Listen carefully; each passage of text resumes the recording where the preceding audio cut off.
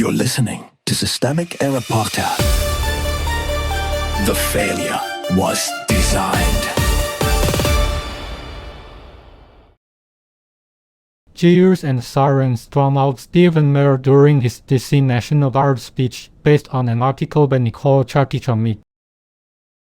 The state tries to perform cleanliness while serving contempt. Howard was onstage. Stephen Miller was another random speaker or park. He was there as White House Deputy Chief of Staff, flanked by Acting Attorney General Todd, Blanche, Defense Secretary Pete Hegseth, and the National Guard Bureau Chief Jan. Not outside DC Safe and Beautiful Task Force ceremony in Washington, D.C. speaking to roughly 200 National Guardsmen. Protesters drowned him out. That is the basic scene. The important part is what it reveals. The people with real institutional power were not the ones chanting outside the frame. They were the ones holding the microphones, uniforms, and federal titles. The ceremony was the message. This was not a neutral civic event. It was a stage display of federal authority, with the White House, Justice Department, Pentagon, and National Guard all visible in the same frame. The brand name Safe and Beautiful is doing political work before any policy is named.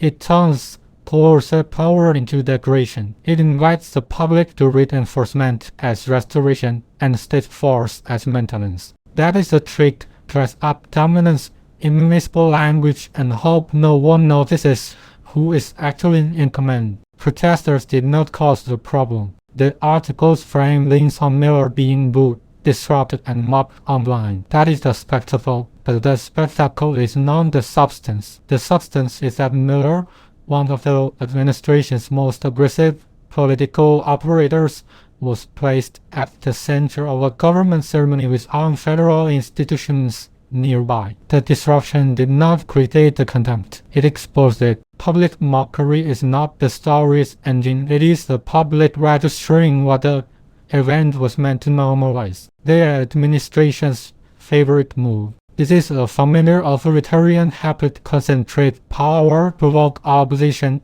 then treat resistance as proof that more power is needed. Miller is useful in that system because he does not merely advise it. He embodies it. His presence beside Blanche, Hegseth, and National Guard leadership turns the ceremony into a visual assertion that enforcement, prosecution, and military-style discipline are all part of the same political project. When the state tries to perform order, it is often announcing whose disorder it intends to impose. Blame should stay where it belongs. If the article wants to present this as a humiliating moment for Miller, that is fine as far as it goes. But humiliation is not accountability. The relevant question is not whether Miller looked bad for a few seconds. It is why a White House Deputy Chief of Staff is standing in front of National Guard members at a choreographed law and order event in the first place. The answer is power, not confusion. Deliberate hardline politics are being packaged as common sense administration. The real lesson.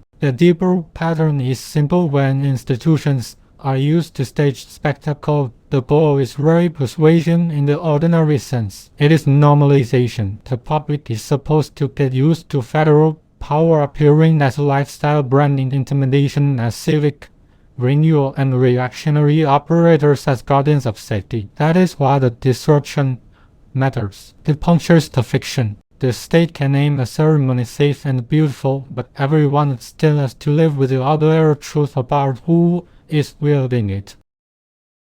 You've been listening to Systemic Error. Thanks to Raw Story for today's article. With the automated voice of Diana, thanks for listening.